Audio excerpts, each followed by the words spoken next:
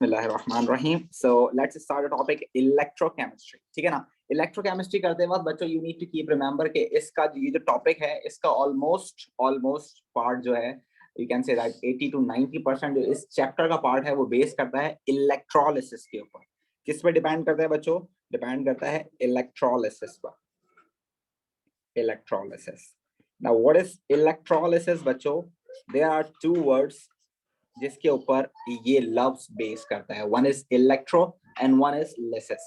So electro means, I think it's quite simple for you. You need to understand this that electro का मतलब क्या होता है? Electricity. ठीक है. And what is lysis means? Lysis का मतलब होता है means it is a breakdown. It is a breakdown of compounds. ठीक है बच्चों. So electrolysis का overall मतलब क्या हुआ? Electrolysis का overall मतलब ये हुआ it is actually the breakdown of compounds by the passage of electricity. Is that clear? You're right, sir. वो आपसे पूछ सकता है for 1 mark this definition कि what is electrolysis? So you need to keep remember that electrolysis is the breakdown of compounds by the passage of electricity. It is a breakdown of compounds by the passage of electricity. अब जब ये definition हमने पढ़ ली है तो इसका structure बनाना हमारे लिए बहुत important हो गया है. तो what is the apparatus or what is the structure for this process? इसका process कुछ इस तरह से होता है कि आपके पास एक container होता है.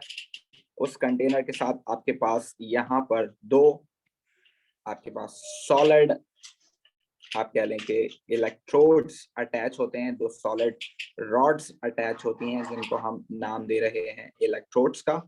साथ साथ यहाँ पर आपके पास अटैच होता है वायर.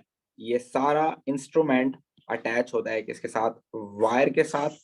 और ये जो वायर होता है आपके पास ये अटैच होता है बैटरी के साथ. So over here we have a battery, right बच्चों? So this is actually the structure. और इस structure में आपके पास जो बीकर है इस बीकर के अंदर आप क्या लेते हैं? Solution लेते हैं. So actually इस पूरे structure में जो काम की चीजें हैं आप कह लें कि जिसके बगैर electrolysis possible नहीं है वो तीन चीजें हैं. Number one, these solid rods they are known as electrodes. इनको हम बोलते हैं electrodes. This solution जिसको हम नाम देते हैं electrolyte. साथ साथ this one which is battery. ठीक है बच्चों. ये तीन चीजें बहुत ज्यादा इंपॉर्टेंट हैं आपके पास जो कि हमें इस चैप्टर में पढ़नी ही पढ़नी है. ठीक है. ठीक sir. Right. Now let's talk about them individually क्योंकि अगर आप इनको नहीं समझते हो तो आपको ये टॉपिक समझ नहीं आएगा. तो इस टॉपिक को समझने के इन सारी चीजों को इंडिविजुअली पढ़ना बहुत जरूरी है. तो देखें भाई बैटरी का काम अभी फिलहाल आपके पास नहीं है इतना. हम इसमें बैटरी की बात नहीं करेंगे बट डेफिनेटली हम हाइड्रोजन फ्यूल सेल बनाएंगे इस चैप्टर के एंड में. तो उसकी अभी मैं बात नहीं कर रहा हूँ. हमारे पास इस इलेक्ट्रोलिसिस को स्टार्ट करने के लिए जो मेन हमारे पास कंटेंट होगा वो क्या होगा? हमारे पास इलेक्ट्रोलाइट होगा और इलेक्ट्रोड्स होंगे. So I'm just going to start the lecture with electrolyte. So बच्चों, what is electrolyte? What is electrolyte? Electrolyte क्या होता है? Any one of you? किसी को पता है what is electrolyte? सर जो सॉल्यूशन होता है जिसमें से इलेक्ट्रिसिटी पास करेंगे. Yes, वो सॉल्यूशन जिसमें से आपके पास इलेक्ट्रिसिटी पास हो सके. ठीक है ना. अब देखें आपने जो बात की है फसीहा. देखें फसीहा ने भी आंसर लिखा है the solution. The solution is not the right answer. सिर्फ सॉल्यूशन लिख देना is not the right answer. You need to keep remember बच्चों कि यहाँ पर आपको लिखना पड़ेगा कि कौन सा सॉल्यूशन. क्योंकि देखो सॉल्यूशन तो बहुत सारे होते हैं. शुगर सॉल्यूशन भी सॉल्यूशन है. अल्कोहल भी आपके पास अगर आप पानी में उसको मिक्स कर दें तो वो भी एक सॉल्यूशन बन जाएगा. सॉल्ट सॉल्यूशन भी आपके पास बन सकता है. We have a lot of solutions but this should be clarify कि सॉल्यूशन और इलेक्ट्रोलाइट में क्या फर्क है. सॉल्यूशन और इलेक्ट्रोलाइट में क्या फर्क है उसको डिफाइन करने के लिए आपको जो प्रॉपर्टी है वो लिखना पड़ेगी. That the solutions you can say that the solutions that can conduct electricity. Solutions that can conduct electricity are termed as electrolyte. You need to keep remember. जो solutions electricity conduct कर सकते हैं सिर्फ उनको ही आप electrolyte कहेंगे. उसके अलावा आप किसी को इलेक्ट्रोलाइट नहीं कह सकते। Am I clear every one of you? जी राइट सर। Yes, sir. ठीक है, Yes, sir. इसकी एक बात हो गई कि जो सॉल्यूशन इलेक्ट्रिसिटी कंडक्ट कर सकते हैं वो होगा इलेक्ट्रोलाइट, और जो सॉल्यूशन इलेक्ट्रिसिटी कंडक्ट नहीं कर सकते हैं उनको क्या बोलेंगे बच्चों हम? इलेक्ट्रॉन। Non electrolytes. ठीक है, जो इलेक्ट्रिसिटी कंडक्ट नहीं कर सकते हैं वो सॉल्यूशंस क्या कहलाएंगे आपके पास? Non electrolyte. सो इलेक्ट्रोलाइट वो सॉल्यूशन जो कि इलेक्ट्रिसिटी कंडक्ट कर सके, और नॉन इलेक्ट्रोलाइट वो सॉल्यूशन जो कि इलेक्ट्रिसिटी कंडक्ट ना कर सके। ऑलराइट, जी ठीक Yes, है। sir. इसकी डेफिनेशन भी अगर आप कहते हैं तो मैं नीचे लिख देता हूं। नॉन इलेक्ट्रोलाइट आपके पास क्या होंगे? नॉन इलेक्ट्रोलाइट आपके पास जो सॉल्यूशन होंगे वो इलेक्ट्रिसिटी कंडक्ट नहीं कर सकते। Solutions that cannot conduct electricity, that cannot conduct electricity। अब इसके साथ साथ बहुत सारे एमसीक्यूज में आपको परेशानी हो सकती है, तो उस परेशानी को खत्म करने के लिए हम यहाँ पर एक एग्जाम्पल की बात कर लेते हैं। So what are the examples of the electrolyte? जरा मुझे आप में से कोई बच्चा बता सकता है कि कोई एग्जाम्पल बता दें जो कि इलेक्ट्रोलाइट हो? Sir water. Water is electrolyte. ठीक है, और एग्जाम्पल बताएं। Sulphuric acid. Sulphuric acid, all right. और कोई एग्जाम्पल बताएं। NaCl, sir bromide.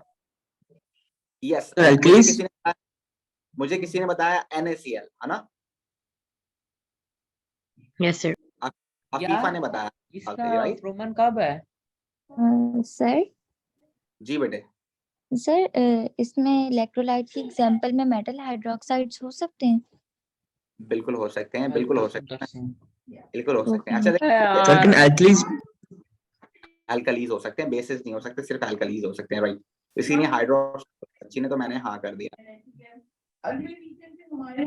जरूरी तो नहीं है वीकेंड पे हों फिर हम बाहर जाएं। ठीक है बच्चों, तो आपको ये याद रखना है कि अफीफा ने मुझे कहा कि NaCl। तो देखो आप अफीफा, आपके आंसर में ना थोड़ा सा कॉन्ट्रडिक्शन है। NaCl डेफिनेटली इलेक्ट्रिसिटी कंडक्ट करता है, बट मोल्टेन और एक्वस स्टेट में। तो अगर आप सिर्फ NaCl बोलते हो तो it may be solid NaCl, so your answer may be right और not complete, right? yes sir. तो you need to say that. मैं इसको जर्नली लिख रहा हूं, मैं इसको एक जर्नल पैटर्न में लिख रहा हूं ताकि आप सबके समझ में आए। So I am just writing over here molten and aqueous ionic compounds, molten and aqueous ionic compounds, right? जी राइट। और मैं इसको इस तरह भी लिख सकता हूं कि molten insoluble ionic compound, यानी कि अगर ionic compound insoluble भी है तो molten form में तो वो इलेक्ट्रिसिटी कंडक्ट करेगा ही करेगा, अगर soluble है तो aqueous में भी करेगा, right? Yes, sir. Right sir. One more thing you need to add over here बच्चों is acids and alkalis. You can add over here acids and alkalis, and you all need to know this कि alkalis और जो आपके पास acids होते हैं they are always aqueous, ठीक है ना? वो हमेशा aqueous होते हैं। aqueous के बगैर वो acid नहीं रह सकता और alkali नहीं रह सकता, ठीक है ना? जब वो पानी में soluble होगा, हाइड्रोक्साइड प्रोड्यूस करेगा तो वो alkali होगा, पानी में soluble होगा, हाइड्रोजन प्रोड्यूस करेगा तब वो acid होगा। All right? सर ये molten insoluble ionic compound. Molten insoluble ionic compound मैंने इसलिए लिखा है फॉर सपोज आपके पास होता silver chloride. Silver chloride is ionic compound, right और not? Yes sir. But it is insoluble. या इनसॉल्युबल। तो इसका मतलब ये नहीं है कि वो इनसॉल्युबल वाला इलेक्ट्रिसिटी कंडक्ट ही नहीं करेगा, डेफिनेटली करेगा, लेकिन मोल्टन फॉर्म में करेगा, एक्वस तो बन ही नहीं सकता उसका, है ना? ठीक सर। Yes sir. तो इसलिए मैंने यहाँ लिख दिया है ताकि आप लोगों को अगर बहुत कोई डिफिकल्ट एमसीक्यूज भी आ जाए तो भी निकल जाए, इसलिए मैंने यहाँ लिख दिया है जस्ट फॉर योर इन्फॉर्मेशन, ठीक है? जी ठीक सर। अच्छा, एक और बात ये है कि आपके पास बहुत ज्यादा एग्जाम्पल जो आती है नॉन इलेक्ट्रोलाइट्स में, वो आती है आपके पास शुगर सॉल्यूशन। तो शुगर सॉल्यूशन आप कह सकते हैं या आप कह सकते हैं कोवेलेंट कंपाउंड्स। कोवेलेंट कंपाउंड्स जो होते हैं वो इलेक्ट्रिसिटी को कंडक्ट नहीं करते हैं, और कोवेलेंट कंपाउंड में बड़ी बेसिक डेफिनेशन जो आती है आपके पास, ये बहुत ज्यादा एग्जाम्पल जो आपके पास आती है वो अल्कोहल की आती है। तो मैंने यहाँ अल्कोहल भी लिख दिया है। So you need to keep remember कि अगर अल्कोहल नाम का कोई सब्सटेंस आएगा तो वो इलेक्ट्रिसिटी कंडक्ट नहीं करेगा, ठीक है? Yes, sir. सर अल्कोहल तो सिमिलर भी हो सकता है, अल्कोहल में बहुत सारे एथेनॉल वगैरह। compounds होते हैं, yes, ethanol, sir propanol, all are sugar solutions क्यों कंडक्ट नहीं कर सकते? covalent compound है बेटे वो। ओके कोवेलेंट कंपाउंड्स में आपके पास आयंस नहीं होते हैं, ठीक है। वन मोर थिंग कि आपको परेशान कर सकता है एग्जामिनर, आपको परेशान कर सकता है, कैसे परेशान कर सकता है, तो उसके लिए मैं एक डेफिनेशन यहाँ लिख रहा हूँ। ऐसा कोई डेफिनेशन आपको बुक वगैरह में नहीं मिलेगी, बट मैं आपको क्लेरिफाई करने के लिए यहाँ डेफिनेशन लिख रहा हूँ। स्ट्रॉन्ग इलेक्ट्रोलाइट्स और सर वीक इलेक्ट्रोलाइट। जी बेटे। सर क्या कहते हैं, ग्रेफाइट जो है उसमें भी कोवेलेंट कंपाउंड्स होते हैं, लेकिन वो इलेक्ट्रिसिटी कंडक्ट कर सकती है, तो सर उसको हम क्या कंसीडर करेंगे? बता रहा हूँ मदी, बता रहा हूँ, जस्ट वेट अ मिनट, मैं इसमें बता रहा हूँ, अभी बहुत सारी चीजें मुझे इसमें बतानी है, ठीक है ना। तो मैंने अभी और भी बहुत सारी चीजें क्लियर करनी है, and your question is valid, और ये बात मुझे अभी बतानी ही है बस, ठीक है। Yes sir, okay. Now strong electrolyte मैंने क्यों लिखा है यहाँ पर, आपको कंसीडर करना है it should be for strong acids, it should be for strong acids, and weak electrolyte is for weak acids. तो आपको याद रखना है कि अगर वो आपसे पूछे कि किस में सबसे अच्छी इलेक्ट्रिसिटी पास होगी, अगर वो आपसे पूछे किस सॉल्यूशन में इलेक्ट्रिसिटी सबसे अच्छी पास होगी, कि अगर आपके पास फॉर सपोज सल्फ्यूरिक एसिड है, फॉर सपोज आपके पास सल्फ्यूरिक एसिड है और आपके पास इथानोइक एसिड है, अगर आपके पास ये दो तरह के एसिड्स मौजूद हैं, एक सल्फ्यूरिक एसिड और एक इथानोइक एसिड, दोनों ही एसिड है, तो कौन ज्यादा अच्छी इलेक्ट्रिसिटी पास करेगा? अगर मैं इस सेटअप में कहीं एक बल्ब लगा दूं, एक लाइट बल्ब कहीं लगा दूं, ठीक है ना, तो वो जो बल्ब होगा वो ज्यादा ब्राइट किस वाले सॉल्यूशन में जलेगा? तो इसका आंसर देने के लिए वी शुड नो दिस, ठीक है ना। ये ऐसा आपको नहीं मिलेगा कहीं पर भी बुक में या किसी नोट्स में, बट मैं आपको इसलिए लिखवा रहा हूं ताकि आपसे पास पेपर का क्वेश्चन सॉल्व हो जाए, ठीक है ना। So you need to know that कि अगर आपके पास स्ट्रॉन्ग एसिड होगा तो वो कंप्लीटली डिसोसिएट होगा, कंप्लीटली डिसोसिएट होगा तो ज्यादा आयंस होंगे, ज्यादा आयंस होंगे तो अच्छी इलेक्ट्रिसिटी कंडक्ट हो जाएगी और अच्छा बल्ब जलेगा, ब्राइट बल्ब जलेगा। अगर आपके पास इथेनॉइक एसिड होगा which is a weak acid, और वीक एसिड में पार्शियली डिसोसिएशन होती है, आयंस कम होते हैं, जब आयंस कम होंगे तो ब्राइट बल्ब कम होगा। ऑलराइट बच्चों, right sir. Any problem? No sir. Clear, sir. चलें अब आ जाते हैं नो मदी के सर। सवाल। मदी का सवाल I just need to solve this, इसके बाद मुझे बताना ही था, लेकिन अच्छा हुआ कि मदी ने पूछ लिया तो मुझे याद भी आ गया, दोबारा से रिकॉल हो गया कि मुझे ये कराना ही है।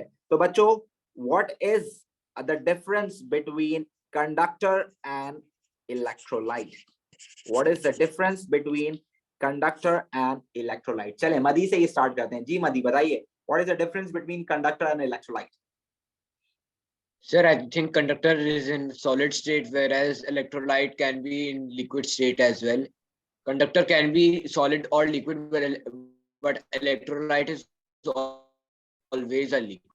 Sir, free electrons and free ions. Exactly. The difference is actually free electrons and free ions. That's very good. But you need to keep remember conductor or electrolyte में जो main elements, these are actually बच्चों elements and these are actually solutions. These are actually elements and these are actually solutions. And the difference I think आया कि elements होते हैं, elements क्यों लिख रहा हूँ मैं, सिर्फ यहाँ पर लिख सकता था पर लिखा है element because the only non-metal that can conduct electricity is graphite, ठीक है ना। तो मैंने यहाँ पर जो कंसीडर किया है मैंने एलिमेंट लिखा है, इसलिए ताकि आपको याद रहे कि भाई मैं मेटल्स और ग्रेफाइट दोनों की बात कर रहा हूँ, ठीक है बच्चों।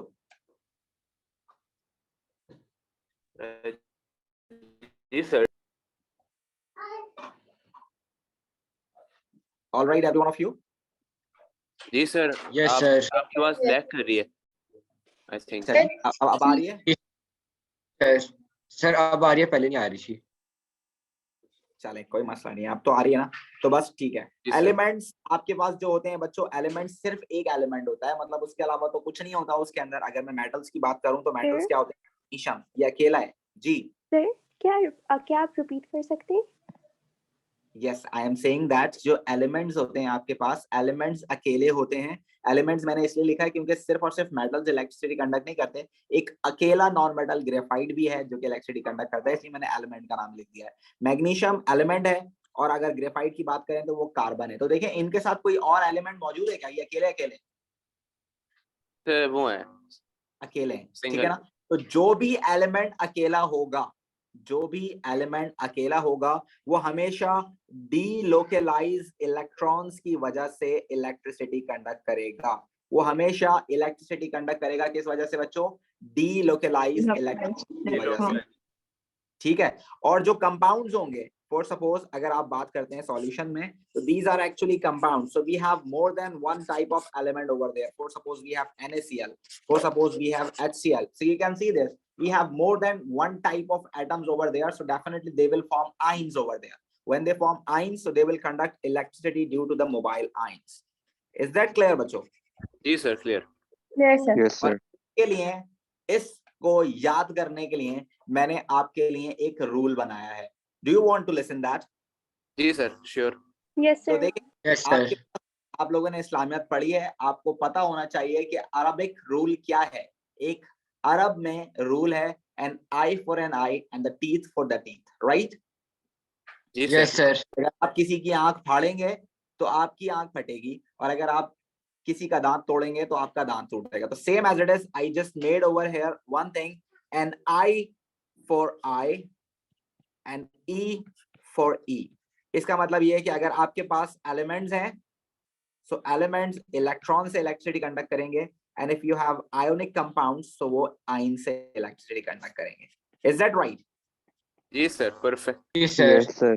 तो ये आपको याद रखना है, ये बहुत इंपॉर्टेंट है फॉर 1 मार्क, क्योंकि आपसे वो पूछेगा लाजमी कि भाई ये सॉल्यूशन इलेक्ट्रिसिटी कंडक्ट कैसे कर रहा है. आपको बताना पड़ेगा कि फ्री आयन से कर रहा है या वो फ्री इलेक्ट्रॉन से कर रहा है. ये दोनों चीजें बहुत इंपॉर्टेंट है, वरना एक नंबर चला जाएगा बिला वजह का. ठीक है? जी ठीक सर. Everyone all right? मेरी आवाज सही आ रही है आप सबको? जी सर, सही है. Yes, sir. Clear. Yes, sir. ठीक है. एक और इम्पोर्टेंट बात, इन दोनों का डिफरेंस अब हम कर ही रहे हैं तो थोड़ा और इम्पोर्टेंट बात कर लेते हैं. वो इम्पोर्टेंट बात क्या है कि आपको ये याद रखना है बेटे, बच्चों आपने ये याद रखना है कि आपके पास जो एलिमेंट होता है इट विल रिमेन सेम. ये सेम रहता है इलेक्ट्रिसिटी कंडक्ट करने से पहले और इलेक्ट्रिसिटी कंडक्ट करने के बाद. इट विल रिमेन सेम, इसको कुछ भी नहीं होगा. Is that clear? Yes, sir. जी सर. जबकि आपके पास जो सॉल्यूशंस होते हैं या जो आपके पास कंपाउंड्स होते हैं, they will break down and form new substances and from new substances. Alright, जी आगे सर. जी सर. कोई प्रॉब्लम एवरीवन? सर मुझे ये लास्ट वाला पॉइंट समझ नहीं आया. इस लास्ट वाले पॉइंट में समझने के लिए ये बात है, फॉर सपोज हमारे घर में इलेक्ट्रिसिटी कंडक्ट होती है. कहां पर होती है बेटे? Wires, तारों में. वायर्स के अंदर इलेक्ट्रिसिटी कंडक्ट होती है. तो वायर्स के अंदर हम क्या यूज करते हैं बच्चों? कॉपर यूज करते हैं. इस्तेमाल करते हैं. Yes, sir. कॉपर. और हम Yes, लोग sir. जब कॉपर इस्तेमाल करते हैं वो पाकिस्तान केबल्स के कॉपर हम लोग इस्तेमाल करते हैं. हम लोग अमीर लोग हैं तो हम लोग पाकिस्तान केबल्स के जब कॉपर वायर्स इस्तेमाल करते हैं, तो आप जरा मुझे बताइए, सालों साल आपके घरों के अंदर इलेक्ट्रिसिटी केबल्स जो होती हैं वो लगी हुई होती हैं, क्या वो कभी खराब होती हैं? नहीं जी. सर. इसका मतलब ये है कि सालों तक कॉपर इलेक्ट्रिसिटी कंडक्ट कर रहा है, बट रिमेन कॉपर, वो कॉपर ही रह रहा है, कॉपर चेंज नहीं हो रहा है ना? जी सर ऐसे ही. Yes, sir. This is the thing. अगर कोई एलिमेंट इलेक्ट्रिसिटी कंडक्ट करता है तो उसको कुछ नहीं होता है, वो एलिमेंट ही रहता है. कॉपर अगर इलेक्ट्रिसिटी कंडक्ट करेगा तो कॉपर ही रहेगा. अगर आपके पास फॉर सपोज आयरन है, आयरन इलेक्ट्रिसिटी कंडक्ट करेगा तो आयरन ही रहेगा. अगर आपके पास निकेल है, अगर निकेल इलेक्ट्रिसिटी कंडक्ट कर रहा है तो निकेल ही रहेगा, वो चेंज नहीं होगा, क्योंकि वो अकेला है. अकेला एलिमेंट फर्दर डिवाइड कैसे हो सकता है? नहीं हो सकता. राइट? जी राइट सर. Yes, sir. लेकिन जब कोई कंपाउंड इलेक्ट्रिसिटी कंडक्ट करता है, जैसे for suppose NaCl electricity conduct कर रहा है, तो NaCl के अंदर से जब इलेक्ट्रिसिटी पास होगी तो वो टूट जाएगा और सोडियम और क्लोरीन जैसे सब्सटेंसेस बना लेगा. तो this is the breakdown of a compound. Right? Yes, sir. Understood. तो एक्चुअल में जो आपके पास इलेक्ट्रोलिसिस होती है इलेक्ट्रोलाइट्स में. There is no electrolysis if you are using conductors. For suppose examiner आपको परेशान करने के लिए क्या यूज करेगा, एग्जामिनर आपको परेशान करने के लिए बहुत सारे हरबे इस्तेमाल कर सकता है, और उसमें से एक हरबा वो ये इस्तेमाल कर सकता है। देखिए जरा, उसने क्या किया आपके पास, उसने एक बीकर लिया, उस बीकर के अंदर उसने 2 इलेक्ट्रोड लगाए, उस इलेक्ट्रोड को उसने कनेक्ट कर दिया किसके साथ, बैटरी के साथ, और जब बैटरी के साथ कनेक्ट किया तो उसने इसके अंदर एक इलेक्ट्रोलाइट ले दिया, और उसने कौन सा इलेक्ट्रोलाइट लिया बच्चों, उसने लिया मरकरी मेटल। क्या लिया उसने इसमें इलेक्ट्रोलाइट के तौर पर, उसने इलेक्ट्रोलाइट लिया क्या यहाँ पर, मरकरी। तो बताएं इलेक्ट्रोलिसिस होगी या नहीं, नहीं होगी सर। इलेक्ट्रोलिसिस नहीं होगी, ठीक है। There is no electrolysis, there is no electrolysis, लेकिन इसका हरगिज मतलब ये नहीं है कि इधर इलेक्ट्रिसिटी कंडक्ट नहीं हुई होगी। तो if I just connect the bulb over here, तो जरा बताइए is this bulb glow up or not? It Yes, sir, it will glow up. Yes, और ये कैसा ग्लो अप होगा, ये बड़ा ब्राइट ग्लो अप होगा, क्योंकि मेटल से अच्छा इलेक्ट्रिसिटी कंडक्टर कोई हो ही नहीं सकता। ठीक है भाई, जी ठीक sir. You need to keep remember कि इलेक्ट्रिसिटी तो पास आउट होगी, यहाँ पर कनेक्शन कंप्लीट हो गया है, इलेक्ट्रिसिटी पास आउट होगी, बल्ब जलेगा, लेकिन ये मरकरी फर्दर डिवाइड होकर H और G नहीं बना सकता, है ना? जी सर ऐसे। Is that clear every one of you? Sir अगर इसका हाइड्रोक्साइड Yes, sir. लेंगे या फिर एक्वस तो फिर इलेक्ट्रोलिसिस हो जाएगा?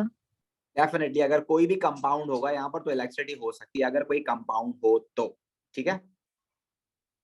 और सर अगर इसको एक्वस स्टेट में लें फिर?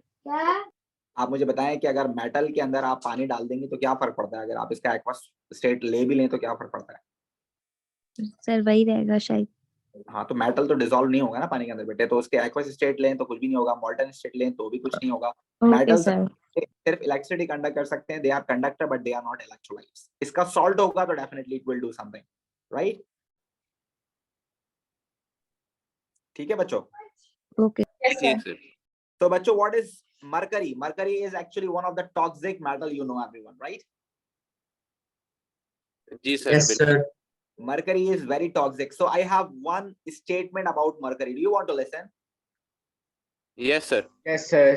So this is mercury, and I just want to write over here is a hug without you is toxic. Right, बच्चों? This is only for my loved ones. जी चलें तो ठीक। move on. Yes, sir. समझ में आया किसी के? बिल्कुल बस yes. आ ही गया सर।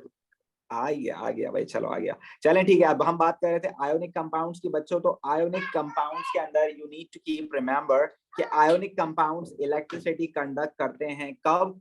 जब आपके पास वो कैसे हो बच्चों, मॉल्टन या वो Molten या aqueous. Aqueous, right? You need to know this, right? जी राइट सर। क्या वो सॉलिड स्टेट में इलेक्ट्रिसिटी कंडक्ट करते हैं? नहीं sir. No. No, sir. Why? If I ask you Sir, why, can I- The answer. They do not have delocalized electrons. oh come on, Ions, Yeah, Sir, sorry, they sorry. on, don't sir. have mobile ions. They don't have free Yes. ions.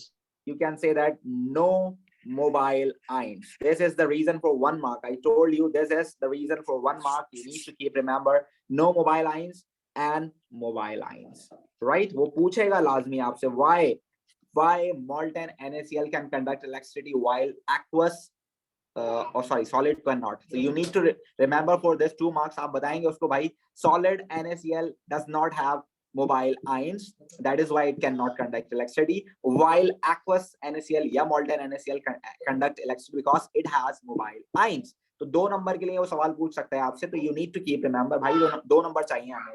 2 numbers का मतलब बहुत important होता है, बहुत important.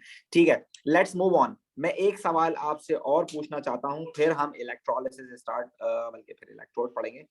ये मेरे पास एक container है, इस कंटेनर को मैंने किसी फॉर सपोज एक स्टैंड पे रखा हुआ है। इसके अंदर मैंने एक इलेक्ट्रोड लगा दिया है, एक यहाँ पर, एक यहाँ पर, और इस इलेक्ट्रोड को मैंने बैटरी से कनेक्ट कर दिया है, और यहाँ पर मैंने एक बल्ब लगा दिया है, राइट बच्चों? जी Yes, ठीक sir. सर। Right sir. तो जरा मुझे आंसर बताइए कि अगर मैं इलेक्ट्रिसिटी ऑन कर दूं तो क्या ये बल्ब जलेगा? No sir sir. ये नीचे क्या है? No. क्यों नहीं जलेगा? ये ट्राइपॉड स्टैंड है बेटे। ये कोई सर कोई solution ही नहीं है। इलेक्ट्रोलाइट तो नहीं है? solution नहीं है Yes, conduction के लिए। यहाँ पर No, कोई let me इलेक्ट्रोलाइट ही give नहीं an है, the तो circle is not electricity complete. से conduct. Very good. So I am just adding electrolyte over here for suppose. Just look at over here. मैंने यहाँ पर एक इलेक्ट्रोलाइट ऐड कर दिया है। मैंने इलेक्ट्रोलाइट क्या ऐड किया यहाँ पर? मैंने यहाँ पर ऐड कर दिया लेड ब्रोमाइड। क्या ऐड कर दिया बच्चों मैंने यहाँ पर? मैंने यहाँ पर लेड ब्रोमाइड ऐड कर दिया है। तो जरा मुझे बताएं कि आप ये इलेक्ट्रिसिटी कंडक्ट कर सकते हैं? ये मोल्टन No. है या नहीं? सर मोल्डन है। आप बताएं कैसा है, स्ट्रक्चर में कैसा लग नहीं रहा है? सर सॉलिड नहीं no. करेगा सर ये Soluble. solid लग रहा है इसलिए नहीं। सिर्फ Hotted. It is solid, so definitely it is still not a good conductor of electricity because it is solid ionic compound, and solid ionic compound does not have free moving ions, right? Right.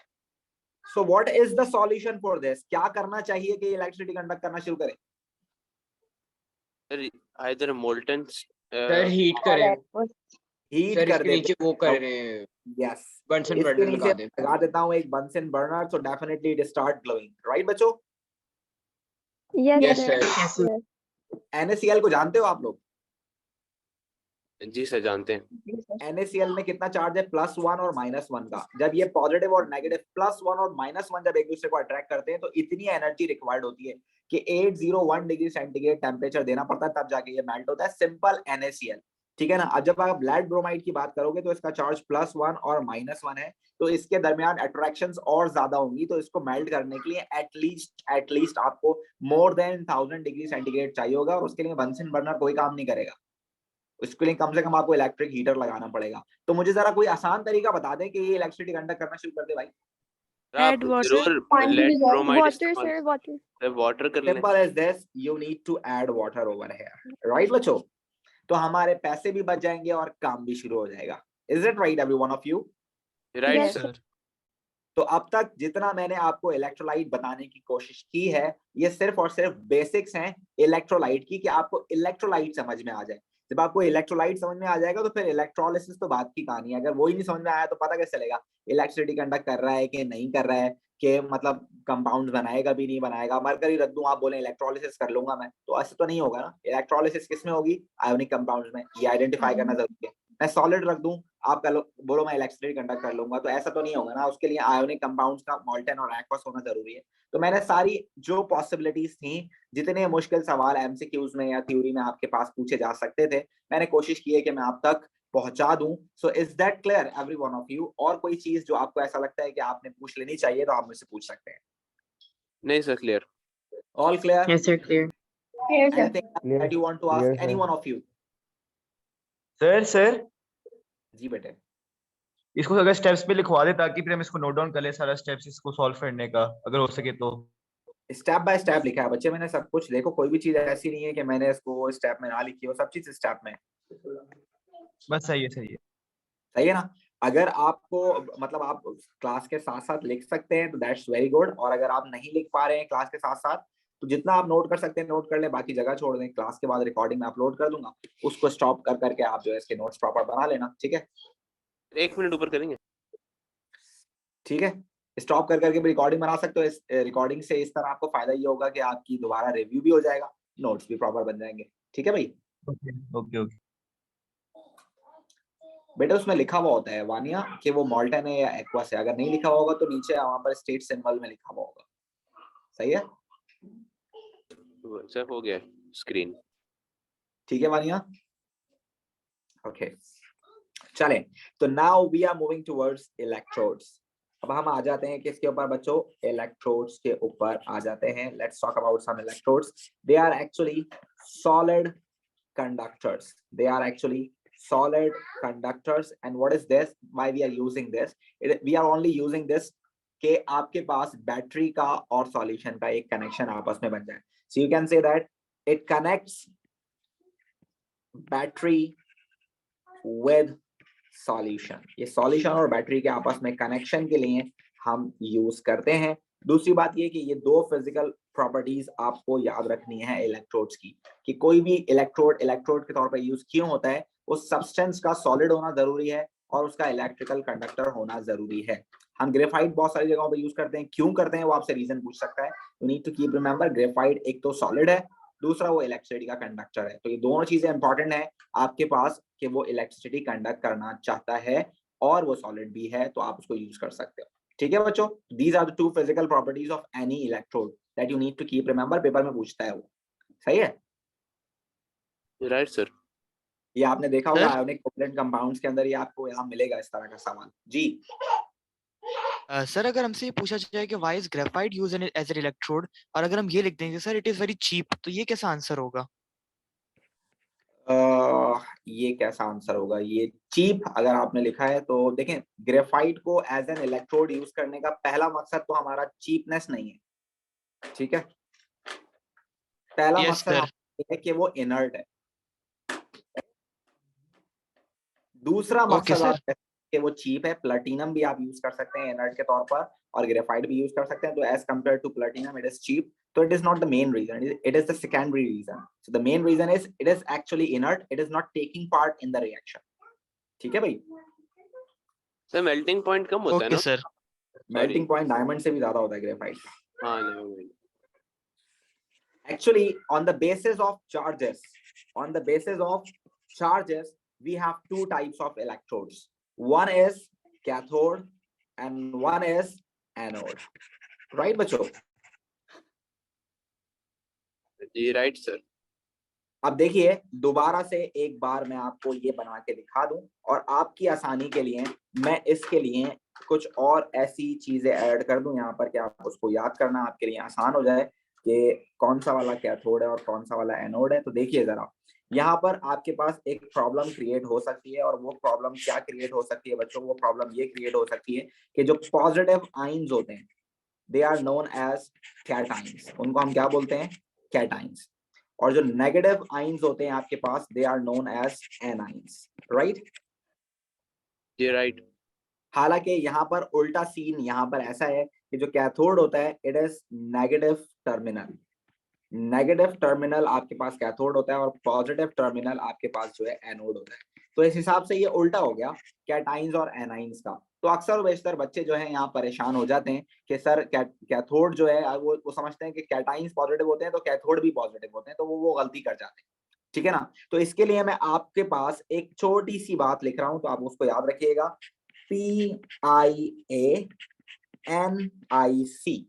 ठीक है ना। PIA का मतलब है Pakistan international airlines, right? जी right sir.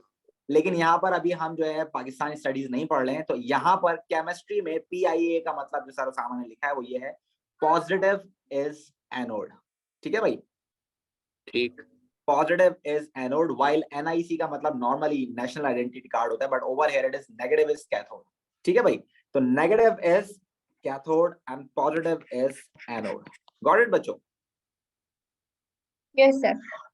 और officially भी सुन लें कि ये कैथोड और एनोड ऐसा क्यों कहा गया है। तो आपको पता होना चाहिए कि पॉजिटिव वाला जो है आपके पास क्या है भाई, ये एनोड क्यों है?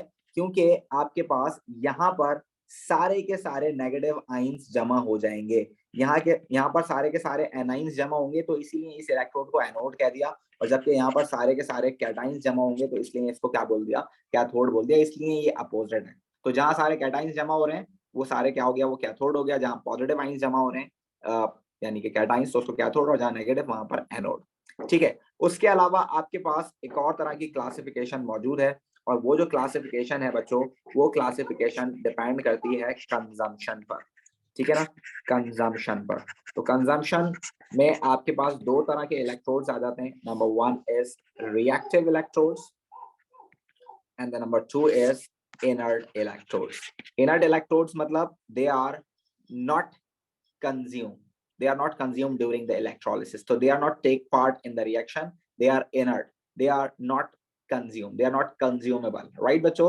और जबकि reacting वाले जो होंगे, reactive वाले, they will take part in reaction, they will take part in electrolysis, so that is why they are known as reactive, and they are not, you can say that, do not take part in electrolysis, right बच्चों? और इसकी basic example जो आप देखेंगे वो आप देखेंगे कि हम सबसे ज्यादा ग्रेफाइट यूज करेंगे, और ग्रेफाइट को अगर कहीं लिखा हुआ आपको कार्बन नजर आ जाए तो it is acceptable, you need to keep remember they are the both same things, ठीक है। उसके अलावा आप जो यूज कर सकते हो वो आप प्लैटिनम भी यूज कर सकते हो, this is also inert. And over here आप देखेंगे कि हम यहाँ पर कॉपर के और सिल्वर के आप देखेंगे कि हम इलेक्ट्रोड्स यूज करेंगे कॉपर प्लेटिंग में और कॉपर की प्योरिफिकेशन में, और सिल्वर का हम यूज करेंगे सिल्वर की प्लेटिंग में। ठीक है बच्चों? तो ये रिएक्टिव हम कब यूज करते हैं, इनर्ट कब हम यूज करते हैं? बेटा पूरी इलेक्ट्रोलिसिस में आप एनर्जी यूज करोगे, बस इलेक्ट्रोप्लेटिंग में और इलेक्ट्रोप्लेटिंग में आप यूज करेंगे रिएक्टिव, और आप जो है प्योरिफिकेशन ऑफ कॉपर में यूज करेंगे रिएक्टिव। बाकी पूरी इलेक्ट्रोलिसिस में आप इनर्ट वाले यूज करोगे, द होल इलेक्ट्रोलिसिस ये यूज करोगे आप। सर हम रिएक्टिव क्यों नहीं इस्तेमाल करते? रिएक्टिव कंज्यूम होगा ना, तो आपको प्रोडक्ट बनानी होगी, तो फिर वो आपको इंटरप्ट करेगा बीच में। ठीक। सही है ठीक है, बच्चों? सर ये रिएक्टिव इलेक्ट्रोड को हम कहते हैं एल्यूमिनियम के एक्सट्रैक्शन में इस्तेमाल करते हैं ना? एल्युमिनियम के एक्सट्रैक्शन में भी हम इनर्ट इलेक्ट्रोड इस्तेमाल करते हैं। Okay sir. सही है, आगे चलें बच्चों? Yes sir. Yes sir. चलें, so let's start the electrolysis. ठीक है ना? अब इलेक्ट्रोलिसिस स्टार्ट करने के लिए सबसे पहले मैं सबसे बेसिक सॉल्यूशन इस्तेमाल कर रहा हूं, और सबसे बेसिक सॉल्यूशन में क्या इस्तेमाल कर रहा हूं बच्चों? मैं मोल्टेन NaCl इस्तेमाल कर रहा हूं। ठीक है, सो this is what electrolysis of molten NaCl. Electrolysis of molten NaCl using inert electrodes. I am using inert electrodes, or I can write over here using graphite electrodes, ताकि सिर्फ और सिर्फ इलेक्ट्रोलिसिस की बात हो। ठीक है बच्चों? जी ठीक है sir. So you can see this कि सबसे पहले मुझे क्या करना पड़ेगा, मुझे एक बीकर लेना पड़ेगा या कोई भी कंटेनर जिसके अंदर मैं सॉल्यूशन रख सकूं, और मैं यहाँ जो है फॉर सपोज NaCl का मोल्टेन सॉल्यूशन मैंने ले लिया। ठीक है बच्चों, this is what molten NaCl। I can write like this NaCl liquid. ठीक है ना, ये मोल्टेन है, तो I can write like this. ठीक है बच्चों, अगर ये एक्वस होता तो I need to write AQ over here. Got it?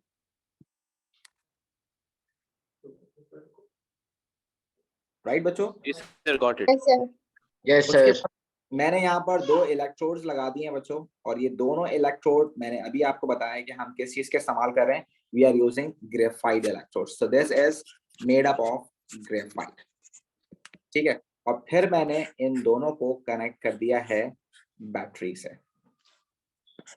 It is positive and it is negative. तो अगर मैं आपसे पूछूं which one is cathode, so you need to know this. Positive is anode, तो ये आपके पास क्या होगा बच्चों? इस तरफ वाला anode, and negative is cathode, तो इस तरफ वाला आपके पास क्या होना चाहिए बच्चों?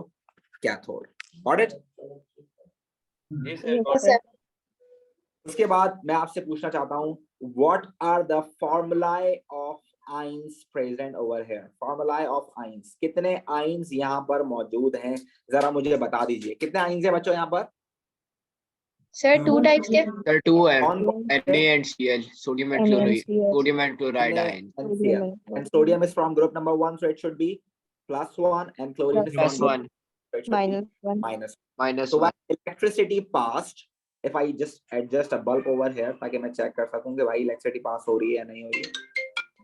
आपके पास जब electricity pass होगी, this bulb light up, तो उससे हमें आइडिया हो जाएगा कि हाँ यार electricity pass हो रही है। So you need to know this कि भाई कैथोड कैसा है, नेगेटिव, तो इसके पास सारे पॉजिटिव जमा होना शुरू हो जाएंगे। Is that right? Yes. और जो एनोड नेगेटिव है, इसके पास सारे पॉजिटिव जमा होना शुरू हो जाएंगे। एनोड पॉजिटिव है तो सारे नेगेटिव को अट्रैक्ट करेगा। ठीक है बच्चों? Yes, sir. Yes, Now sir. the main thing is cathode, cathode पर क्या होगा और एनोड पर क्या होगा। तो जरा देखिए, कैथोड पे कौन से आइंस गए हैं बच्चों? कैथोड पे गए हैं आपके पास sodium ions. Alright? Yes sir. Anode पर कौन से आयन गए हैं? Negative ions. Alright? Chloride ion. जी sir.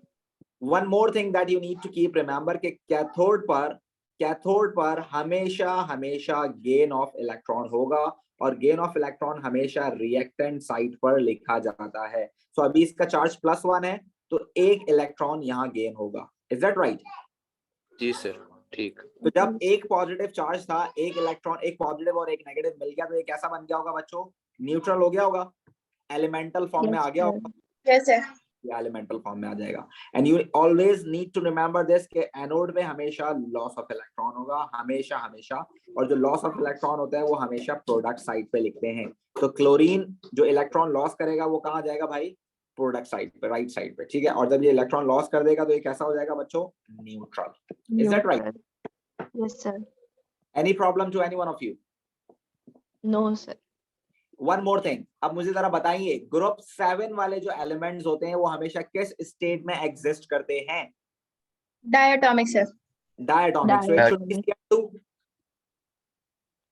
Yes, sir. So for 2 chlorine atom, we should have 2 chloride ions as well, right? Yes. Yes, sir. So each chloride ion lose 1 electron, so it should be 2 as well. Yes, Yes, sir. Any problem? No, sir. That's it. बस हो गया, यही करना था हमें। सही है भाई? So this is known as reaction at cathode. This is known as reaction at cathode, and this is known as reaction at anode. Got it? Yes, sir. और Yes, Yes, sir. जब कभी भी कोई मेटल डिपॉजिट होता है, जब कभी भी कोई मेटल डिपॉजिट होता है तो वो हमेशा यहाँ पर जमा हो जाएगा, यहाँ पर जमा होना शुरू हो जाएगा, राइट? यहाँ पर डिपॉजिट होना शुरू हो जाएगा। जी बेटे। सर अगर क्या कहते हैं क्वेश्चन आया हो कि describe explain the overall reaction of the of क्या कहते हैं इसका ओवरऑल रिएक्शन बताएं, तो फिर तब क्या करेंगे हम?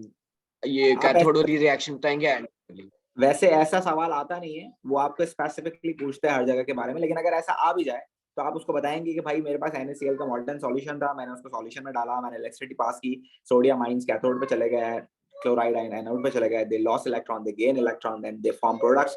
और आप बताएंगे कि जो सोडियम मेटल था वो डिपॉजिट हो जाएगा कैथोड पे। So you can write the observation of this step as well. You can say that silver metal deposit at cathode. You can say that, right?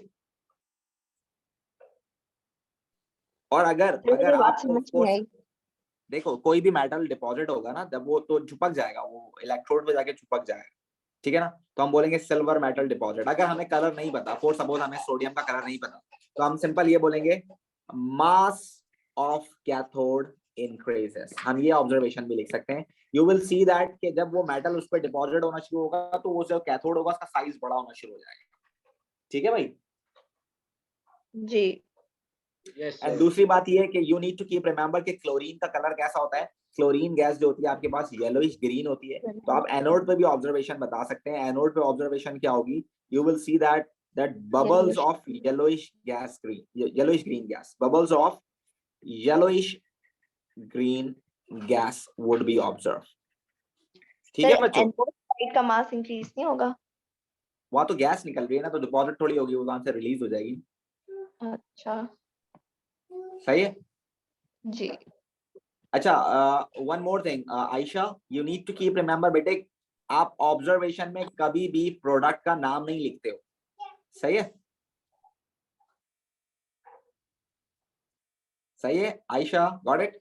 Product में कभी भी नाम, ऑब्जर्वेशन में कभी भी प्रोडक्ट का नाम नहीं लिखेंगे। जैसे अभी आपने लिखा है ना क्लोरीन गैस रिलीज, तो this is not the observation. Observation is for everyone, चाहे वो पढ़ा लिखा हो चाहे नहीं हो, उसको पता हो प्रोसेस हो रहा है, क्या हो रहा है क्या नहीं हो रहा, उसको पता हो ना पता हो, observation is same for all. तो यहाँ पर आपने लिखना है येलोइश ग्रीन गैस बबल, आप यहाँ प्रोडक्ट का नाम नहीं लिख सकते, तो ऑब्जर्वेशन में प्रोडक्ट का नाम नहीं आता, ठीक है? और हर मेटल आपके पास ग्रे कलर का या सिल्वर कलर का नहीं होता है। Most of them are silver and grey, but not all of them, like copper is pinkish brown, right? And if they ask for the product, तो बच्चों प्रोडक्ट का नाम लिखते हैं। फिर आप what is the product over here, आप यहाँ लिख सकते हैं this is the sodium metal. अगर वो आपसे पूछे what is the name of the product produce over here, so you can say that यहाँ सोडियम मेटल बना है कैथोड पे, और जबकि एनोड पे क्या बना है आपके पास? क्लोरीन गैस, अगर वो आपसे प्रोडक्ट का नाम पूछता है तो। ऑलराइट बच्चों, मेटल अक्यूमुलेट हो गया कैथोड, जिसकी वजह से मास इंक्रीज हुआ उसका। जी बिल्कुल, आप साइज भी बोल सकते हो, साइज ऑफ कैथोड इंक्रीज, या आप बोल सकते हो मास ऑफ कैथोड इंक्रीज। सो ये सही? क्या इन फिजिकल कैसा दिखता है, लाइक जब ड्यूरिंग द रिएक्शन? थोड़ा सा उसका साइज बड़ा होना शुरू हो जाता है, और जैसे आपके पास सिल्वर कलर का होता है, जो आपके पास सोडियम होता है ना, वो सिल्वर कलर का होता है, जब वो उस पर डिपॉजिट होगा तो सिल्वर कलर आना शुरू हो जाता है और वो बस एनामिलस चिपकना शुरू हो जाता है, कोई एक फिक्स चकोर साइज नहीं होता, वो कहीं से ज्यादा कहीं से कम चिपकना शुरू हो जाता है। ठीक सर, ठीक। Is Thank that all, every one of you? All clear? जी सर, क्लियर। अगर वो आपसे पूछता है कि प्रोडक्ट बताओ मोल्टेन सोडियम क्लोराइड की, तो आप बोलोगे sodium at cathode and chlorine gas at anode.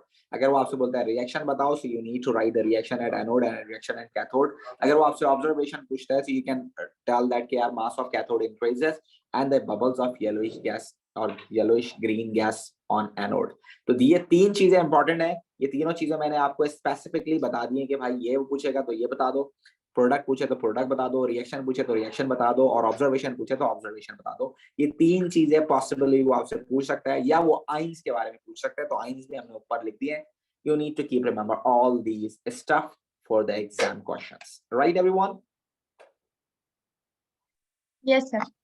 Ji right sir. Yes, sir. Now it's your homework that you need to solve about molten magnesium oxide. You need to solve about molten potassium fluoride. This is your homework. So just take a picture of this homework. Right, every one of you.